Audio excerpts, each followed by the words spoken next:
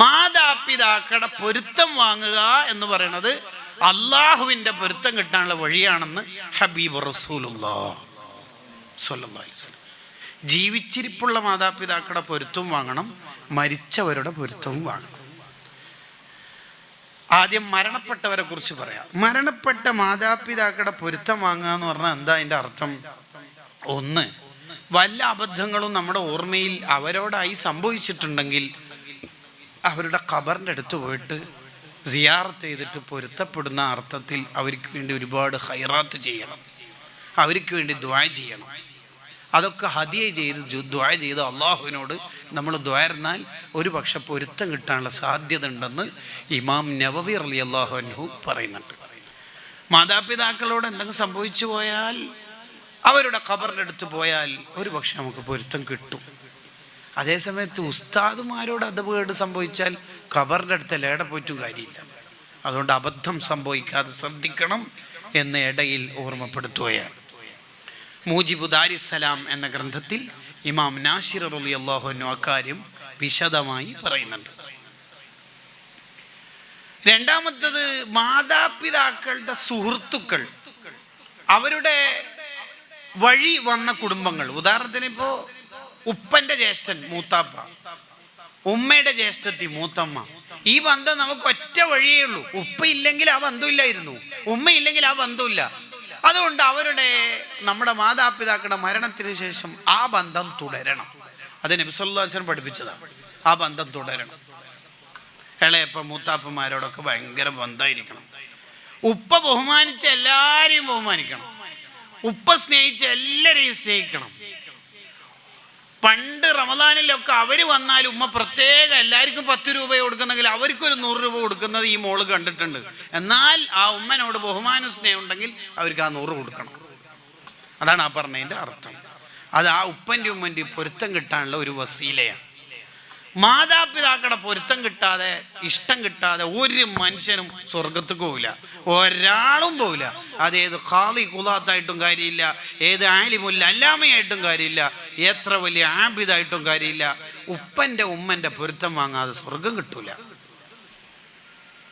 രാവിലെ തന്നെ സ്വർഗത്തിലെ 2 ഡോർ ഓപ്പൺ ആക്കി വെക്കും. എന്തിനാണെന്നറിയോ? ഉപ്പൻ്റെ ഉമ്മൻ്റെ പൊരുത്തം വാങ്ങിയവർക്ക് വാം വെൽക്കം, സ്വാഗതം പറഞ്ഞോളൂ. അതുകൊണ്ട് മാതാപിതാക്കളുടെ ഇഷ്ടം വാങ്ങണം. 6 കാര്യങ്ങളാണ് ഉപ്പൻ്റെ ഉമ്മൻ്റെ പൊരുത്തം വാങ്ങലിൻ്റെ ഭാഗമായിട്ട് നമ്മളെ ഭാഗത്തുനിന്ന് ഉണ്ടാവേണ്ടത്. 1, അവരെക്കാൾ ശബ്ദം ഉയർത്തിയിട്ട് ഒരു തവണ പോലും സംസാരിക്കരുത്. അത് ഒന്നാമത്. ഒച്ചത്തി പറയോ, റേഞ്ചിലുള്ളടുത്ത് നിൽക്കുമെന്നല്ല ചില ആൾ ചോദിക്കുന്നതൊക്കെ. മുഹമ്മദ് ബിൻ സീരീൻ റളിയല്ലാഹു അൻഹു എങ്ങനെയാണെന്നറിയോ സംസാരിക്കല്? ഉമ്മ അടുത്തുണ്ടെങ്കിൽ ഓർക്കെന്തോ രോഗം പിടിച്ച പോലെയാണ്, ഓർ മിണ്ടൂലാന്ന്. രോഗം പിടിച്ച പോലെയാണെന്ന് ഓരോ പങ്ങൾ പറയുന്നുണ്ട്. ഇനി അഥവാ സംസാരിക്കുകയാണെങ്കിൽ തന്നെ എങ്ങനെയാ സംസാരിക്കുക? ആയിക്കോട്ടെ ഇൻഷാ അല്ലാഹ്. ഉമ്മ പോയാൽ ഈ മഹാൻ പങ്ങളോടേക്ക് അത്ര ഉമ്മ എന്താ പറഞ്ഞേ? അപ്പൊ ഇക്കാക്കൊന്നും കേട്ടിട്ടില്ലേ? ഇല്ല. പിന്നെ നാക്കിയത് അത് ഉമ്മാനെ കൊണ്ട് ഒന്നും കൂടി പറയിപ്പിച്ചാൽ സൗണ്ട് കൂടിപ്പോന്ന് പേടിയാണ്. പിന്നെ ഒന്നുകൂടി പറയിപ്പിക്കൽ ഒരു അദബുകേടല്ലേ? ഉമ്മ പറഞ്ഞെന്നെ പറഞ്ഞുകൊടുക്കൽ അത് പേടിച്ചിട്ടാണ്.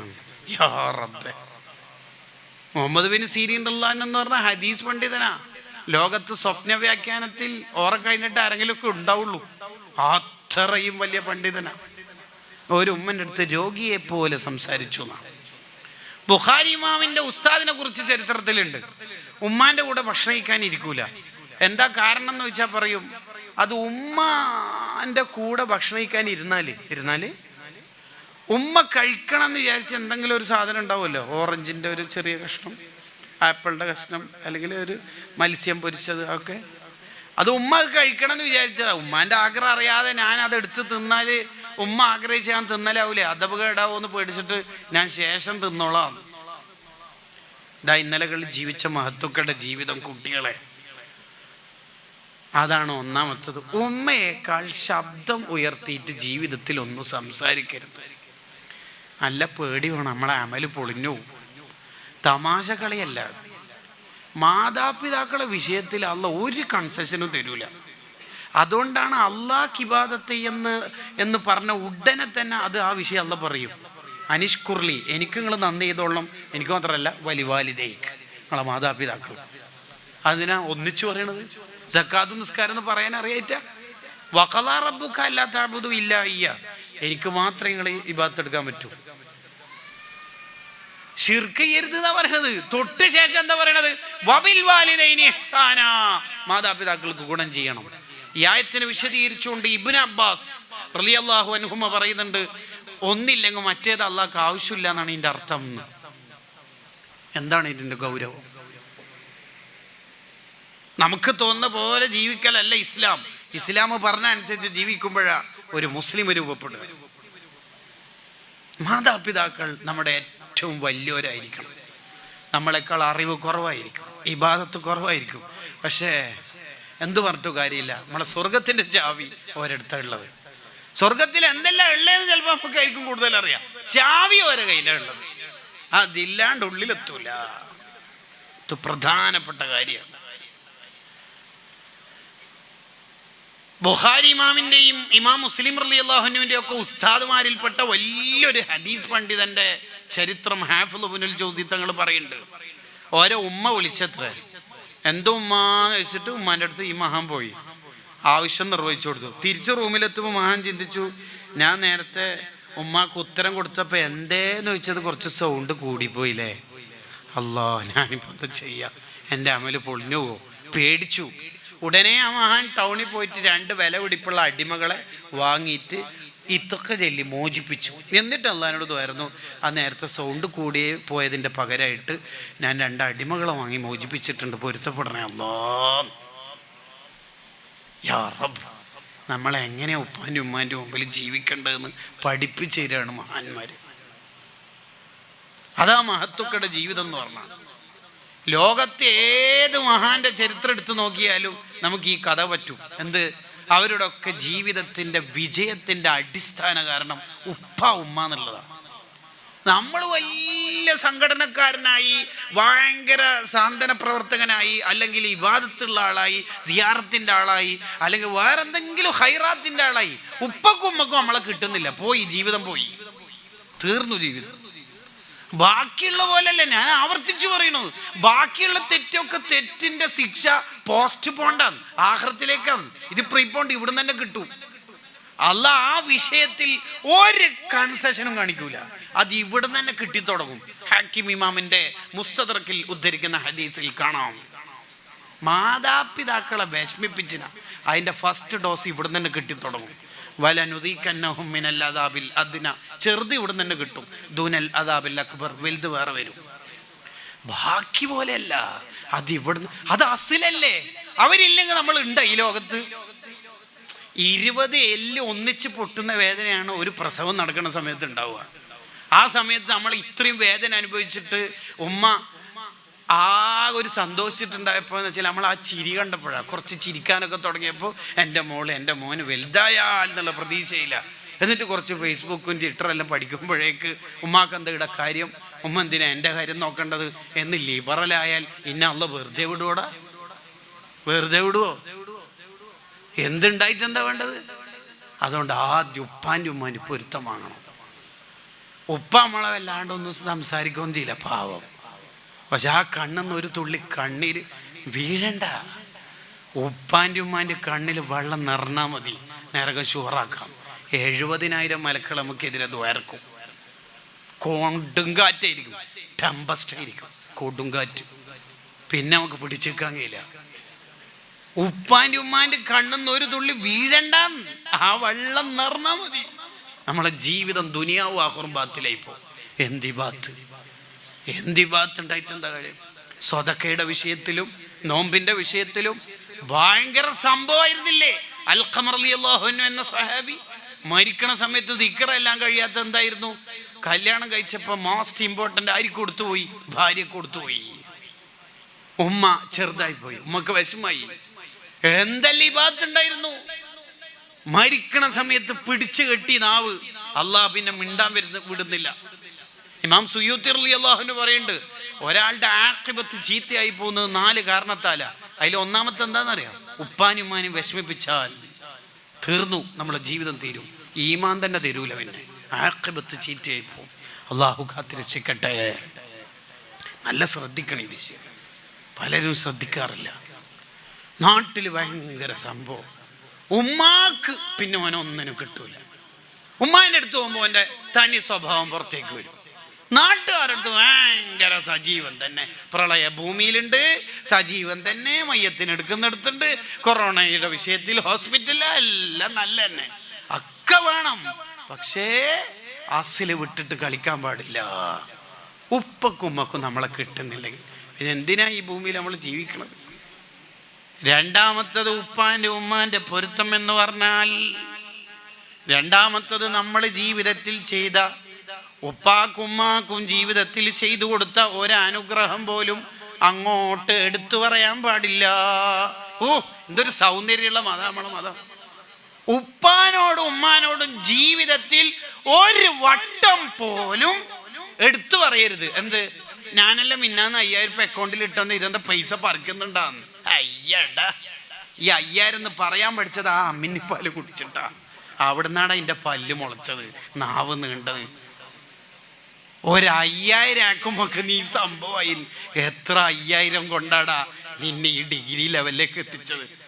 5000 ആക്കുമ്പോക്ക് പ്രവാസ ലോകത്തുനിന്ന് അവൻ്റെ വോയിസ് മോനെ ഉരുകിത്തീരും ദുനിയാവെന്ന്. ജീവിതത്തിൽ ഒരിക്കൽ പോലും ഉമ്മക്കുപ്പക്കും ചെയ്തു കൊടുത്ത ഒരു കാര്യം പോലും അങ്ങോട്ട് പറയാൻ പാടില്ല. പെൺകുട്ടി പറയാ, ഞാൻ ബെഡ്റൂമും കിച്ചനും എല്ലാം വൃത്തിയാക്കിയില്ല, സെൻട്രൽ ആളല്ലോ. ഇനി ഇത്താത്തനോട് പറയും ഉമ്മാക്കും ഉമ്മയും കുറച്ചുകൂടി. എത്താടാ പറയണത്? നീ ഇന്നല്ലേ അടിച്ചു വരാൻ പഠിച്ചത്? ആ മടിത്തട്ടിലല്ലേ നമ്മൾ കാഷ്ടിക്കാനും മൂത്രയിക്കാനും തുടങ്ങി തന്നെ. ഇപ്പല്ലട ബമ്പേഴ്സ് കൾച്ചേഴ്സ് ഒക്കെ വന്നത്. എന്നിട്ട് ആ ഉമ്മാനോട് ഡയലോഗാ. എവിടെന്നാ മോനെ ഇതൊക്കെ പഠിച്ചേക്കണത്?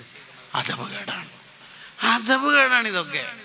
ഇമാം ഗസാലി റളിയല്ലാഹു അൻഹു പറയുന്നതാണ്, നീ ജീവിതത്തിൽ ഉപ്പക്കുമ്മക്കും ചെയ്തു കൊടുത്തു ഒരു കാര്യം അങ്ങോട്ട് എടുത്തു പറയരുത്, എൻ്റെ സ്വതക്ക ബാത്തിലാവും.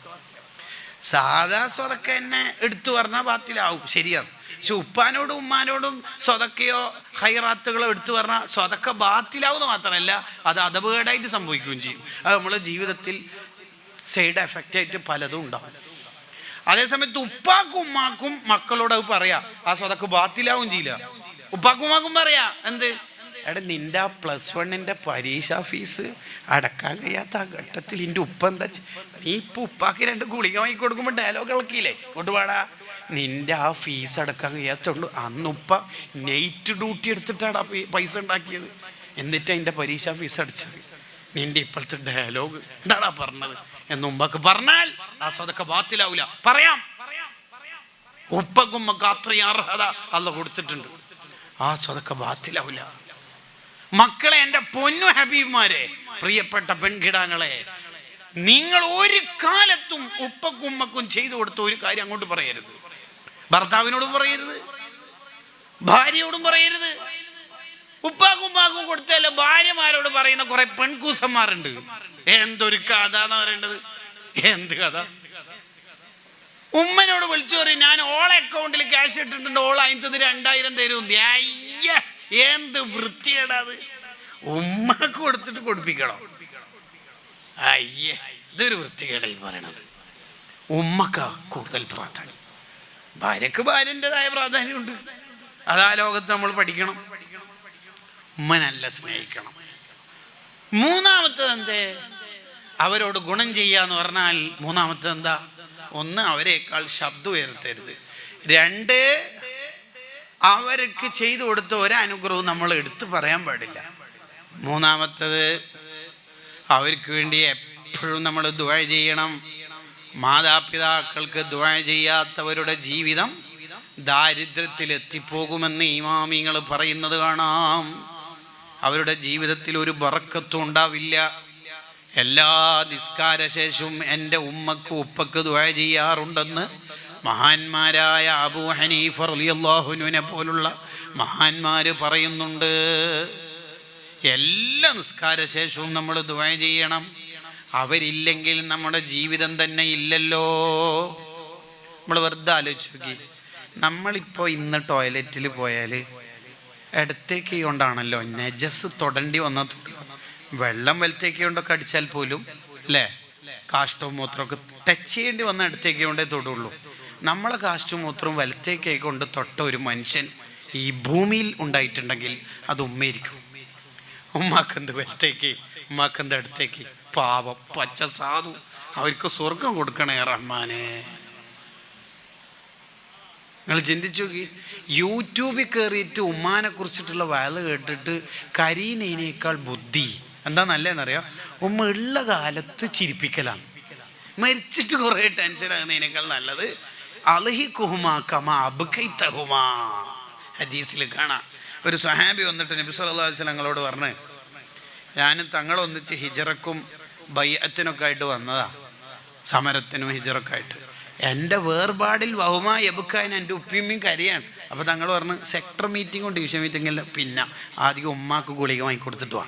വേണ്ട, അൽഹിഖുഹുമാ കമാ അബ്കൈതഹുമാ. കരയിപ്പിച്ചില്ല, നീ പോയി ചിരിപ്പിച്ചിട്ട് വാ ബാക്കി. എന്നിട്ട് നമ്മളോട് ഉമ്മ പറയാണ്, ഉമ്മാക്ക് എന്തോ പേടിയാന്ന്, മോൻ ഇന്ന് രാത്രി എന്തോ ലൈറ്റെല്ലാം ഇടക്കിടയിൽ പോകുന്നുണ്ട്, നല്ല മഴയാണ്, നീ ഇന്ന് പള്ളിയിൽ പോകണ്ട, ഇന്ന് ഉമ്മാൻ്റെ കൂടെ ജമാഅത്താക്കി നിസ്കരിച്ച മോന്. 26 ആവല്ലേ എന്നൊന്നും ഡയലോഗ് കേൾക്കാൻ പറ്റില്ല. ഉമ്മ എന്താ പറയണ അതിനനുസരിച്ച് ചെയ്താൽ മതി. കണ്ട, ഉമ്മാക്ക് അത്രയും സ്ഥാനമുണ്ട്. അവർക്ക് ദ്വാ ഇറക്കണം. അവർക്ക് ദ്വാ ഇല്ലെങ്കിൽ പിന്നെന്തിനാ നമുക്ക് നാവ്? ആ ഉപ്പക്കുമ്മക്കല്ലേ നമ്മൾ ദ്വാ ഇറക്കേണ്ടത്. നമുക്ക് വേണ്ടി എത്ര കഷ്ടപ്പെട്ടു അവർ. നമ്മൾ ഏതെങ്കിലും ഒരു ദിവസം ഉമ്മാക്ക് വേണ്ടി ഉറക്കൊഴിഞ്ഞിനാ ഹോസ്പിറ്റലിൽ പോയിട്ടുണ്ടോ? പോയാൽ തന്നെ നമ്മൾ തിരക്കഭിനയിക്കൂലേ? മറ്റേയാളില്ലേന്ന് ചോദിക്കൂലേ?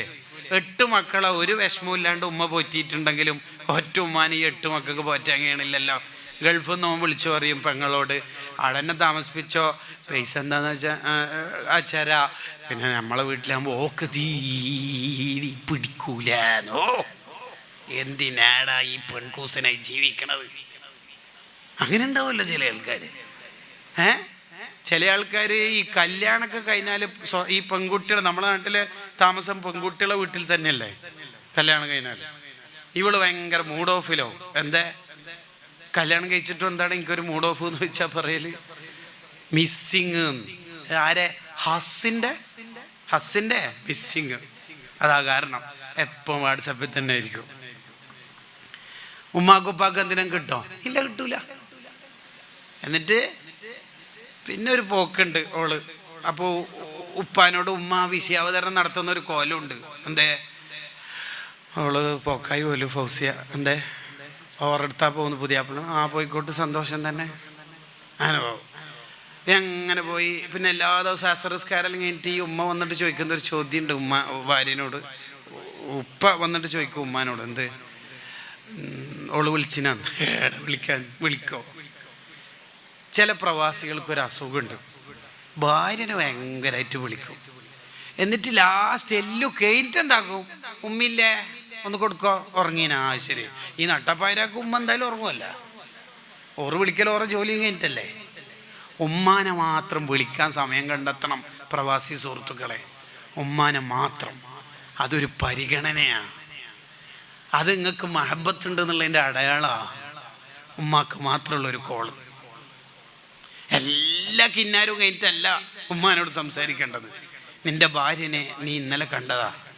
നീ ജനിച്ചപ്പോൾ ആദ്യം കണ്ട പെണ്ണ് ഉമ്മയാണ്. അതെപ്പോൾ മനസ്സിലാക്കണം. പിന്നെ ഒന്നും ഫോണൊന്നും വിളിക്കൂല ഈ മോള്. പിന്നൊരു വിളിയുണ്ട് പെട്ടെന്ന്. അപ്പോൾ ഈ അജാരി ചോദിക്കും, എന്തേ മോള് വിളിച്ചിന്? വിളിച്ചിന്. എന്താന്ന് ബുർജ് ഖലീഫ കാണണ്ടേ എന്നെല്ലാം ചോദിക്കുന്നുണ്ട്. സംഭവം എന്ന് വെച്ചാൽ 7-ാം മാസമായി. അപ്പോൾ ഈറ്റിന് ഒരാളെ വേണം, അതാണ് സംഭവം. അതിനാ ബുർജ് ഖലീഫ കാണണ്ടേ. ഉഡായിപ്പ്. UAE-ലാണെങ്കിൽ. ഒമാനിലാണെങ്കിൽ സലാല സിയാറത്തിനെല്ലാം പോണ്ടെന്നായിരിക്കും ചോദിക്കല്. എന്നിട്ട് ഉമ്മാനൊരു കൊണ്ടുപോക്കുണ്ട്. എന്തിനെന്നറിയാം? ഓളെ പ്രസവാനന്തര പരിചരണം നടത്താൻ. ഈറ്റിന് തലിതല്ലമത്തു റബ്ബത്തഹാൻ, യജമാനത്തി പെണ്ണിനെ അടിമ സ്ത്രീ പ്രസവിക്കുന്ന കാലം വരുമെന്ന് കാലം നേരത്തെ കണ്ട് പറഞ്ഞ മുഹമ്മദുർ റസൂലുള്ളാഹ് സ്വല്ലല്ലാഹു അലൈഹി വസല്ലം ഉമ്മാനെ കൊണ്ടുപോകും പണിക്കാരത്തിയായിട്ട്. ഉമ്മ എന്നെ ചെയ്താലേ അനക്കൊരു റാഹത്താവും. ഇതുവരെ പോകാൻ വിളിക്കാത്ത. അതിൻ്റെ അങ്ങനെ ഒരു പരിചരണം എല്ലാം കഴിഞ്ഞ് ഒരു 2-3 മാസം കഴിഞ്ഞൊരു സംഭവമായല്ലോ. പിന്നെ ഭാര്യയും ഭർത്താവ് ഒന്നിച്ച് താമസിക്കണം. പ്രവാസികളുടെ റൂമാണെങ്കിൽ എല്ലാവർക്കും ഭയങ്കര ഫെസിലിറ്റീസ് ഒന്നും ഉണ്ടാവില്ല. കാല് നീട്ടിയാൽ ചിലപ്പോൾ മുളകൊടീൻ്റെ ഡബ്ബിയെല്ലാം പൊട്ടും, താഴെ പോകും. അപ്പോൾ ഈ പുതിയാപ്പിളക്കിയുടെ റൂമിൽ കയറണല്ല, അതിന് ഉമ്മാനെ ഇടുന്ന് പോകുമ്പോഴാണോ പെട്ടെന്ന് ഈ പൗസിയ ഒന്നും കൂടി ഒരു അഭിനയം. ഉമ്മ എന്താ ഉപ്പാ ഞാൻ സ്വപ്നം കണ്ടിരുന്നു, എന്താ ഒറ്റക്കല്ലേ? അപ്പൊ ഇത്ര 3 മാസം ഒറ്റക്കല്ലേ ഇരുന്ന സംഭവം ആവശ്യം കഴിഞ്ഞല്ല, ഇനി മാപ്പിളുണ്ടല്ലോ, അതാ സംഭവം. അന്തലിതല്ല തുറബത്തഹ, അടിമ സ്ത്രീ യജമാനത്തിയെ പ്രസവിക്കുന്ന കാലം. ഈ ഉമ്മ അടിമ സ്ത്രീയും പ്രസവിക്കപ്പെട്ട പെണ്ണ് യജമാനത്തി രാജ്ഞിയും. എന്നിട്ട് പിന്നെ പുതിയാപ്പിളുടെ വക ഒരു അഭിനയം ഉണ്ടാവും. എന്നാ പിന്നെ ഉമ്മ ഉണ്ടാകുമ്പോൾ ഒരു സന്തോഷമല്ലായിരുന്നു, ഭയങ്കര സന്തോഷമായിരുന്നു. എങ്ങനെങ്കിലും ഏതായാലും നാട്ടിൽ പോകുന്നതല്ലേ എന്നിട്ടൊരു ഷോപ്പിൽ കൊണ്ടുപോകും. ആ ഷോപ്പ് വലിയ സംഭവം ഒന്നും ആയിരിക്കൂല, കൊല്ലു ഷെയ്ൻ ദിർഹമേനി ആയിരിക്കും. എന്തെടുത്താലും 2 ദിർഹമായിരിക്കും. 2 സ്പൂണും 3 കയ്യിലും ഒരു പ്ലേറ്റും എടുത്താൽ ഉമ്മാക്ക് സന്തോഷമാവില്ല. നല്ല രസമില്ലേ കേൾക്കാൻ? നല്ല രസമുണ്ടല്ലേ? ഈ ദുനിയാവും തന്നെ മൂക്കൊണ്ട് വരച്ചിട്ടല്ലാണ്ട് അല്ല മരിപ്പിക്കൂല. നിന്റെ മക്കളെ കൊണ്ട് നീ അനുഭവിക്കും.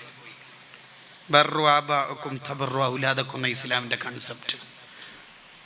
നീ നിന്റെ മാതാപിതാക്കളെ ബഹുമാനിച്ചാൽ നിന്റെ മക്കൾ നിന്നെ ബഹുമാനിക്കും. മുഹമ്മദുർ റസൂലുള്ളാഹി സ്വല്ലല്ലാഹു അലൈഹി വസല്ലം കിട്ടും എന്ന് പറഞ്ഞാൽ കിട്ടും. ബാക്കിയുള്ള പോലെയല്ല, ഞാൻ ആവർത്തിച്ചു പറയണത്. മാതാപിതാക്കളെ നല്ല സ്നേഹിക്കണം, അവർക്ക് ദ്വാരക്കണം, അവരെ കൊണ്ട് ഒന്നും ചെയ്യിപ്പിക്കരുത്. അങ്ങനെയാണ് നമ്മൾ ചിന്തിക്കേണ്ടത്. അവർക്ക് വേണ്ടി എപ്പോഴും ദ്വാ ചെയ്യണം.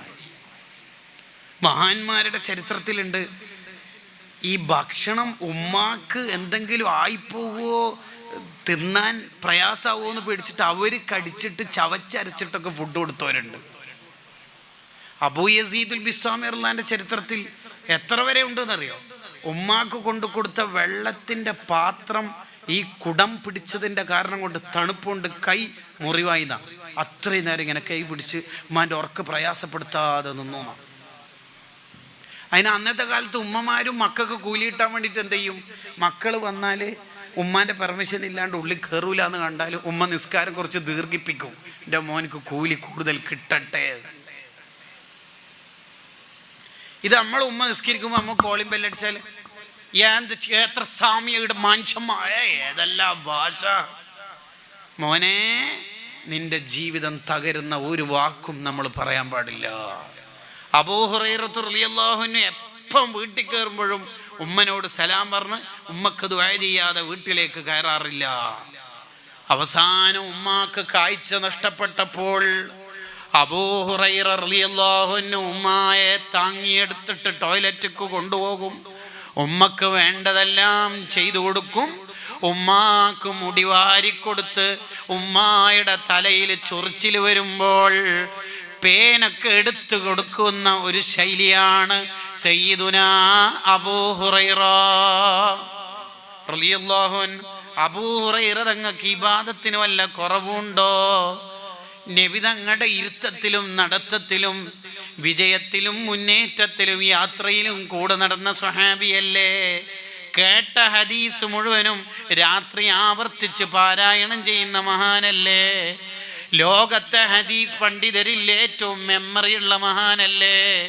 എല്ലാ വുളു മുറിയുമ്പോഴും വുളു എടുത്ത് എപ്പോഴെല്ലാം വുളു എടുത്തോ 2 റക്അത്ത് സുന്നത്ത് നിസ്കരിക്കുന്ന മഹാൻ. അവിടുത്തെ തസ്ബീഹ് മാലയിലെ മണികളുടെ എണ്ണം തന്നെ 2000 ആ 2000 തസ്ബീഹ് മാലയുടെ മണികളുള്ള ആ തസ്ബീഹ് മാല കൊണ്ട് 6 പ്രാവശ്യം ഇസ്തിഗ്ഫാർ ചൊല്ലി തസ്ബീഹ് ചൊല്ലി 12000 പ്രാവശ്യം തസ്ബീഹ് ചൊല്ലാത്ത ഒറ്റ ദിവസം അബൂ ഹുറൈറ തങ്ങൾക്കില്ല. എന്നിട്ടും വഫാത്താവുമ്പോൾ കരയുകയാണ്. എന്തിനാ കരയുന്നതെന്ന് ചോദ്യം വന്നപ്പോൾ സഫരീ തൊവീലുൻ, എൻ്റെ യാത്ര നീണ്ടതാണ്, എന്തെല്ലാം ലോകം എനിക്ക് കാണാനുണ്ട്, വസാദി ഖലീൽ, എനിക്ക് കയ്യിലൊന്നും ഇബാദത്തില്ലെന്ന് പറഞ്ഞ മഹാൻ. ഇത്ര വലിയ സൂഫിയായിട്ടും അബൂ ഹുറൈറ തങ്ങളുടെ പണി എന്താണെന്നറിയോ? ഉമ്മക്ക് എന്തെല്ലാം വേണോ ഒക്കെ ചെയ്തു. നമ്മൾ ദ്വാരക്കുന്ന മക്കളാവണം.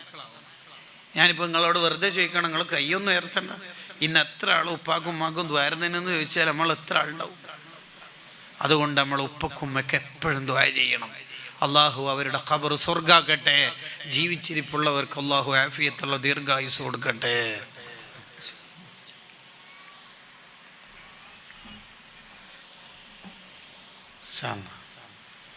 നാലാമത്തത് മാതാപിതാക്കളുടെ പൊരുത്തത്തെക്കുറിച്ച് മഹാന്മാര് പറയുകയാണ്. ജീവിതത്തിൽ ഉപ്പനെയും ഉമ്മനെയും നോക്കുന്ന നോട്ടം മുഴുവനും സ്നേഹമസൃണമായ നോട്ടമായിരിക്കണം. എപ്പോഴും സ്നേഹത്തോടെ മാത്രമേ മാതാപിതാക്കളെ നോക്കാൻ പാടുള്ളൂ. മാതാപിതാക്കളെ സ്നേഹത്തോടെ നോക്കിയാൽ നോക്കിയ മക്കൾക്ക് ഹജ്ജും ഉംറയും ചെയ്ത് കൂലി കിട്ടുമെന്നാ. വേറെ ഇടുന്ന ഇത് കിട്ടല്. അപ്പോൾ ഒരു സ്വഹാബി ചോദിച്ചു, 100 തവണ ഒരു ദിവസം നോക്കിയാലോ? ഓ കിട്ടുമല്ലോ. ഇത് ഉപ്പയുമ്മയും മരിച്ചിട്ട് ഇത് കരഞ്ഞിട്ട് കാര്യമുണ്ടോ? ഇല്ലല്ലോ. ഉപ്പ ഉമ്മ മരണപ്പെടുക എന്ന് പറഞ്ഞാൽ നമ്മളെ കണ്ണിൻ്റെ കാഴ്ച പോകുന്ന പോലെയാ. തീർന്ന് നമ്മളെ ജീവിതം ഇനി എന്താ ഉള്ളത്? ഉമ്മ എന്ന് വിളിക്കാൻ ഒരാൾ വീട്ടിലില്ലെങ്കിൽ ആ വീടിന് എന്ത് സൗന്ദര്യം ഉണ്ടാവുക? നമുക്കെല്ലാം ഒരുക്കി തന്നവർ ആ ഉമ്മയല്ലേ. എന്ത് ഫ്രോഡായി കളിച്ച് മുടിയൊക്കെ നീട്ടി ഫ്രീക്കനായി നടന്നാലും ആ മക്കളും വീട്ടിലെത്തിയാൽ ആദ്യം നോക്കൽ ഉമ്മനല്ലേ. ആ ഉമ്മയില്ലാത്ത വീടിനെന്ത് വെളിച്ചം ഉണ്ടാവുക? ഉമ്മ വേണം, ഏത് കാലത്തും നമുക്ക് കിട്ടണം.